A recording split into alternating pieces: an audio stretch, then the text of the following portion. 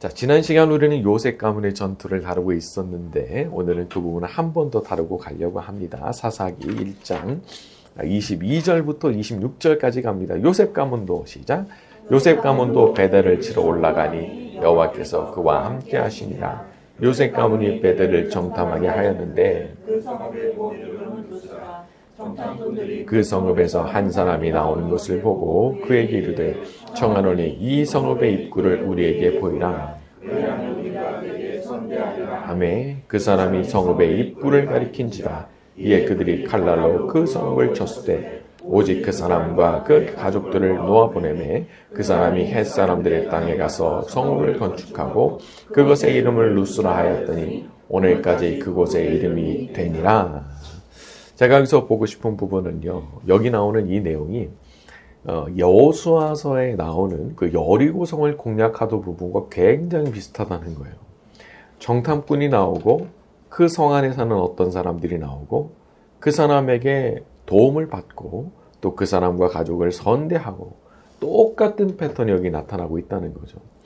마치 어떻게 표현하자 그러면 축소판이랄까 압축판이랄까 어떤 분은 이 부분을 보면서 미니어처 같다 그렇게 표현도 하시더라고요.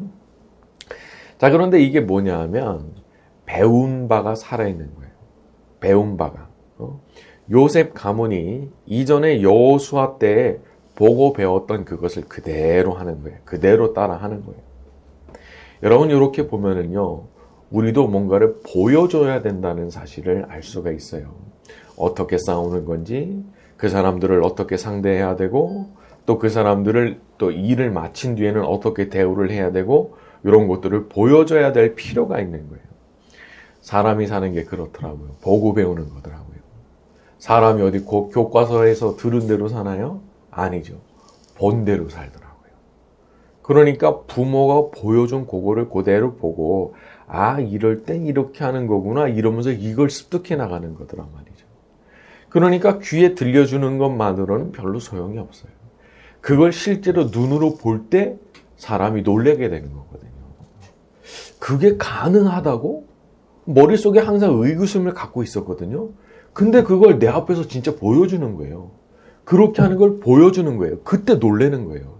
그러면서 진짜 변화가 거기서 생겨나는 거다. 그러니까 이렇게 생각을 해보면은 한 번 더 우리가 우리의 마음을 다잡게 되는 것 같아요. 누군가 나를 보고 있을 거 아니에요. 내 자녀도 나를 보고 있을 것이고, 내 친구도 나를 보고 있을 것이고, 내 가족도 나를 보고 있을 것이고. 이런 가운데서 내가 어떻게 하느냐를 어떻게 보여주느냐, 그거에 따라서 참된 교육이 이루어지기도 하고 아니기도 하고. 참 이게 보는 것의 충격을 제가 경험했던, 참 저한테 잊혀지지 않는 게 뭐냐면, 제가 처음 수영록에 부임을 해서 좀 시간이 지날 때 제가 어떤 부분에서 되게 충격을 받았냐면은, 저는 원수까지 사랑하기 위해서 진짜 그렇게 기도하는 분을 본 적이 없어요. 정필동 목사님 같은 분. 본 적이 없어요. 말은 많이 들었죠. 어렸을 때부터 뭐 늘 들어왔던 말이잖아요. 원수를 사랑하고 그를 위해서 기도해주고. 근데 진짜 그걸 놓고 몸부림치면서 기도하는 분을 본 적이 없거든요. 그걸 본 순간 제가 충격을 받은 거예요. 저게 거짓말이 아니구나. 빈말이 아니구나. 제가 충격을 받은 거예요. 근데 사실상 진짜 참된 교육은 다 이런 방식으로 일어나는 거더라고요. 내가 머릿속에 의구심을 갖고 있는 그 부분을 누군가 해내는 거예요. 누군가 진짜 그걸 실천해 보이는 거예요. 그럴 때 놀라는 거잖아요. 자, 우리 이 자리에 있는 우리 모두가 누가 보더라도 따라서 배우고 싶은 믿음의 모범이 되는 사람들이 되기를 바랍니다. 자, 우리 27절과 28절로 갑니다. 므낫세가 시작. 므낫세가 베스안과 그에 딸린 마을들의 주민과 돌과 그에 딸린 마을들의 주민과 이블람과 그에 딸린 마을들의 주민과 무기또와 그에 딸린 마을들의 주민들을 쫓아내지 못하며 가나안 족속이 결심하고 그 땅에 거주하였더니 이스라엘이 강성한 후에야 가나안 족속에게 노역을 시켰고 아니하였더라. 놀랍게도 이제부터 뭔가 실패에 대한 얘기가 살살 나오는 거예요. 므낫세가 쫓아내질 못했는데 27절 마지막 부분에 가서 보면은 가나안 족속이 결심을 하고 그 땅에 거주했다라고 했습니다. 여러분, 우리의 영적인 대적이 순순히 쉽게 물러가질 않습니다. 악한 영들도 자기 인격이 있기 때문에 고집을 부려요. 물러나려고 하지 않고 뭐 어떻게 보자면 성격이 있다 그럴까? 꼭 비슷해요. 그냥 경험적으로 보면 그래요. 요것도 아주 고집이 있고요. 자기 인격이 있어요. 그래서 절대 쉽게 물러나 주지 않습니다. 여러분, 약하면 이길 수 없습니다. 이 세상에는 힘으로 제압하지 않으면 안 되는 사람들이 있어요. 근데 이 귀신들도 똑같거든요. 요것도 힘으로 제압하지 않으면 들어주진 않아요. 설득해가지고 떠나는 게 아니에요. 절대 놔주지 않는 거예요. 그래서 이걸 이제 힘으로 뜯어내야 되는데 이거는 약하면 안 되는 거예요. 뜯어낼 수가 없는 거예요. 제가 알았던 어떤 권사님 계시는데 딸이 귀신이 들려버린 거예요. 이 귀신 들렸다는 게 이게 참 너무 진짜 피곤한 겁니다. 얼마나 고통스러운지 몰라요. 이게 교역자들도 사실 귀신 들리는 사람 상대하는 거 완전히 진이 빠지는 거거든요. 진짜 힘들거든요. 근데 내 가족이 그렇게 됐으니까, 내 딸이 그렇게 됐으니까 이거는 도망갈 데도 없는 거예요. 교역자들 오고 또 다른 성도님들 와서 기도해주고 가지만, 집으로 가지만 나는 집에 같이 있잖아요. 이거 어떻게 해요? 근데 그 권사님이 대단한 권사님이에요. 제가 볼 때도 하여튼 진짜 제가 평생에 봤던 분들 중에도 손가락에 꼽힐 정도로 기도를 많이 하시는 분이시고, 제가 볼 땐 참 여장부입니다. 여장부. 근데 결국 쫓아냈다는 거 아니에요. 그거 약하면 할 수가 없는 거예요. 강해야 할 수 있는 거예요.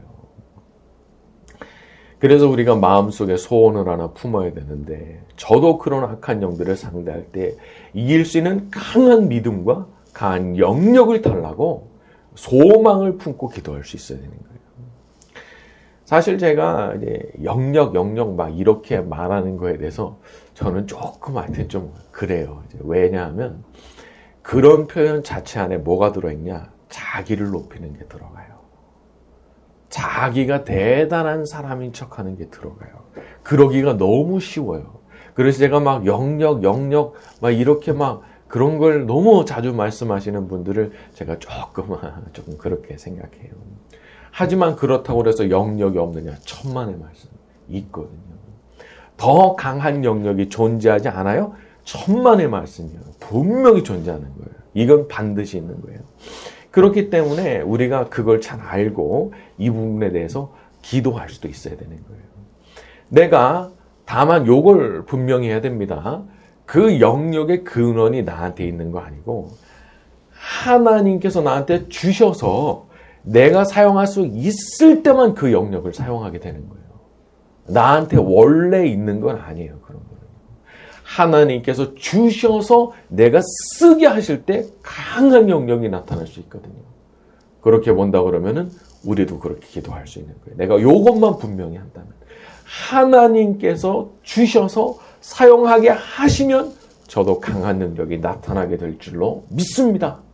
그러면서 영역을 위해서도 기도해야 되는 거예요. 그러니까 우리가 마음속에 이걸 품고 기도할 수 있어야 된다는 거죠. 여러분, 이 겸손과 약함을 구별해야 됩니다. 겸손해야 되지만 약하면 안 돼요. 겸손한 마음으로 강한 영역을 구하세요. 이겨낼 수 있는 영역을 달라고 기도해야 되는 거예요. 오늘 이 시간 우리 하나님께서 우리 모두에게 영적인 원수들을 몰아낼 수 있는 강한 영역을 부어주시기를 바랍니다. 자, 또 한 가지 보고 싶은 것은 28절입니다. 자, 이스라엘이 강성해진 후에는 노역을 시킬 수가 있었는데 여기 보면은 노역을 시킬 뿐 쫓아내진 않았다라고 되어 있어요. 다 쫓아내지 아니하였더라. 자, 이게 무슨 얘기냐? 하나님께서 말씀하신 대로 다 순종하진 않았다 그 얘기예요. 그래서 현대인의 성경이나 뭐 새번역 성경 같은 경우도 이런 식의 같은 뉘앙스로 번역을 했어요. 강성해졌는데도 쫓아내진 않았다. 이렇게 표현하는 거예요. 살살이 저기는 거예요. 왜? 아니 아깝잖아요. 노역시키면 좋잖아요. 굳이 다 쫓아낼 필요 없잖아요. 내가 컨트롤 딱 할 수 있는데 데려다가 노동력으로 쓰면 되지. 이 얘기가 무슨 얘기냐? 나한테 더 좋은 생각이 있다. 그런 생각하는 거예요. 자기 생각이 들어가기 시작한 거예요. 하나님께서 말씀하시는 순종은요. 그냥 그대로 하는 거예요. 물 타는 게 아니에요. 자기 생각으로 물 타면 안 되는 거예요. 그런데 살살 이제 그런 식의 일을 이제 시작한 거예요. 여러분 이거랑 똑같이 했던 사람 있죠? 사울아. 아말렉 하나님께서 완전히 진멸하라고 시키셨지만 양과 소 중에 제일 좋은 거 딱 빼놔요. 아말렉 왕 처단하라고 하셨죠? 처단 안 해요. 그리고 뭐라고 불러요? 나의 형제요. 이렇게 말합니다. 자기가 생각할 때 그랬겠죠. 아이 아까운 걸 왜 다 죽여? 아니 이 사람 내가 동맹으로 만들면 얼마나 좋을 거야. 형제국으로 만들면 되잖아. 나의 형제여 이러고 있네. 이거 하나님께서 진노하시는 겁니다. 하나님께서 그렇게 하라고 하셨을 때는 이유가 있는 거거든요. 너 그거 냅두면 나중에 골치 아파지는 거야. 하나님 다 알고 계시거든요.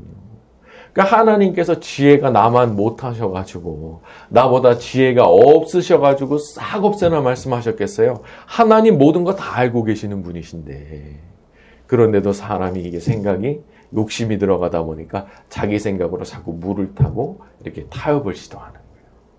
근데 그거는 안 되는 거거든요. 거기에서부터 이제 살살 어떤 실패가 예견되는 이제 게 나오는 거예요. 내 생각이 자꾸 들어가기 시작하면 그때부터 이제 점점 이제 앞에가 보이는 거예요. 앞에가 보이는 거예요. 그러니까 우리가 마음속에 어떻게 결심을 해야 되냐면 하나님의 뜻이 명백하게 드러나잖아요. 거기에 대해서는 나는 내 생각 안 해요. 나는 아예 판단 자체를 안 해요. 나는 그냥 하나님께서 시키시는 대로 해요. 나머지는 하나님께 맡기는 거예요. 미래를 내가 판단하지 않아요. 이렇게 하면 될 텐데 이렇게 하면 안 될 텐데 그런 생각 자체를 안 해야 돼요. 그래야 순종할 수 있더라고요. 그런데 거기에서부터 아주 놀라운 일을 이제 경험하게 되는데 어떤 얘기였냐면 기드온의 예가 딱 있죠. 기드온이 뭐 나중에 이제 나오게 되겠지만은 하나님께서 미디안 상대할 때 어떻게 하라고 그래요? 손으로 물 떠마시는 300명 가지고 가라고 그래요. 300명 가지고. 아니 3만도 부족한데 300명을 데리고 가라고? 그렇지만 그 말씀 순종했을 때 미디안의 대군 한 번에 쓸어버리게 된 거예요. 말도 안 되는 일이 벌어진 거예요.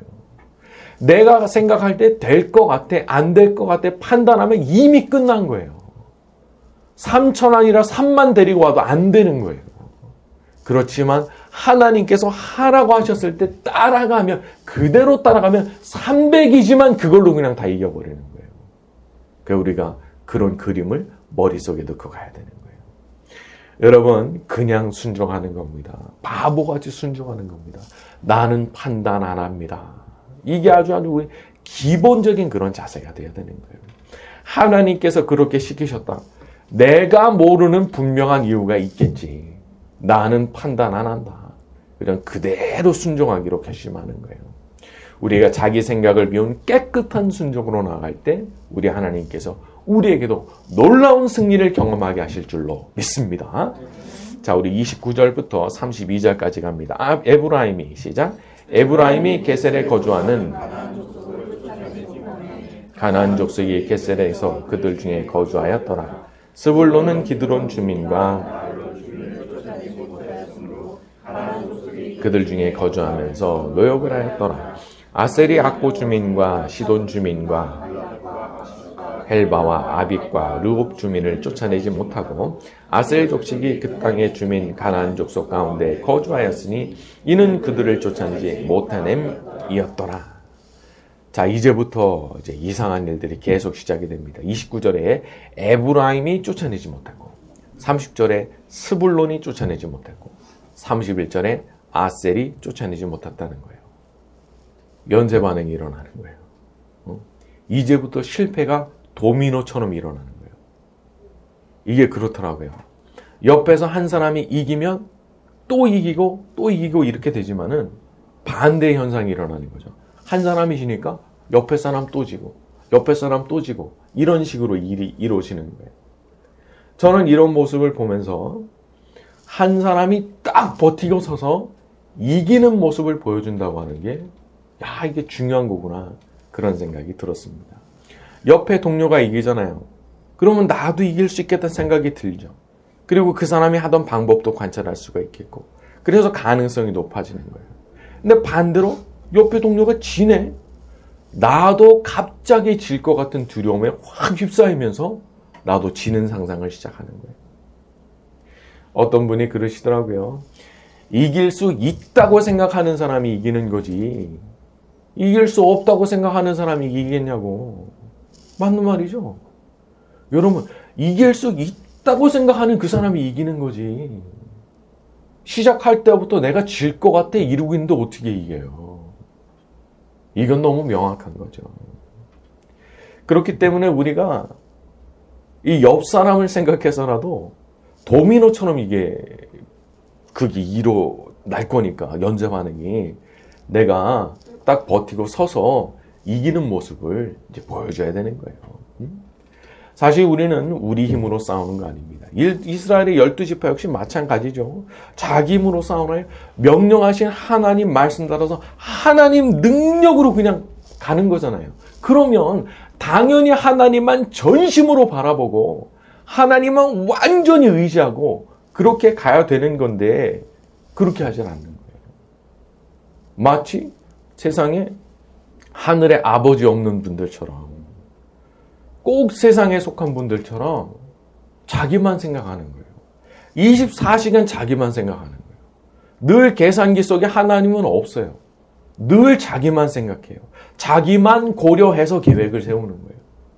그러다 보니까 쓰러지기가 쉬운 거예요. 그러나 반대로 우리는 우리 자신이 너무 연약하다는 것을 인정하고 그 가운데서도 강하신 하나님, 위대하신 하나님, 전능하신 하나님께서 역사하시면, 그분이 역사하시면 나도 이길 수 있다, 그런 마음을 딱 먹어야 되는 거죠. 갈렙이 그런 말 했잖아요. 갈렙이 내가 이렇게 나이 많지만 하나님 함께 하시면 나 할 수 있다. 근데 그런 마음을 우리도 가져야 되는 거죠. 과거에 당시 이집트, 애굽 같은 경우는 당시 주변 나라들로서는 언감생심, 이건 견줄 수도 없는 그런 나라였습니다. 여러분도 아시지만은 피라밋 같은 거 생각해 보세요. 그 수천 년 전에 그런 구조적으로 완벽한 건축물을 어떻게 지었냐 말이에요. 돌 하나가 사람 키만 하거든요. 그걸 어떻게 쌓아 올렸냐 말이에요. 그러니까 이게 무슨 도대체 무슨 외계인이야? 그런 생각이 들 정도로 엄청난 레벨 차이가 있는 거거든요. 그런데 그런 애굽의 군대를 그냥 수장시켜버린 거 누구 능력으로 한 거예요? 하나님 능력으로 한 거예요. 인간은 그렇게 할 수가 없어요.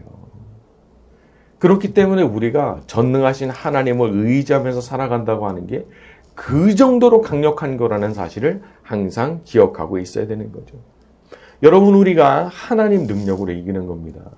우리는 사실 어떻게 보면은 이 불안한 세상 살아가는 가운데 무리를 걷는 건지도 몰라요. 무리를 걷는다.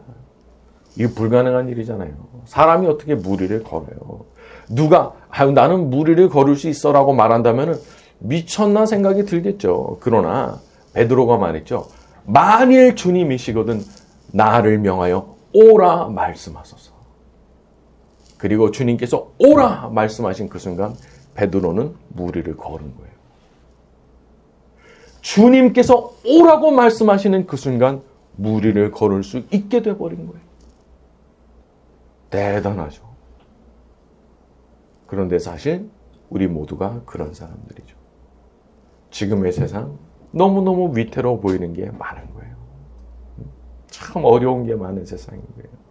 하지만 우리가 무리를 걸어야 되는 입장이라면 우리도 할 수 있는 거예요. 주님께서 오라고, 주님께서 오라 말씀하시면 나도 갈 수 있다. 그 마음 딱 먹고 가는 거예요. 우리는 우리 자신의 능력이 아니라 하나님 능력으로 이기는 사람들이니까. 우리 모두에게 이런 믿음이 나타나고 믿음을 통해서 놀라운 승리를 경험하게 되는 일이 나타나게 되기를 예수님의 이름으로 축원합니다.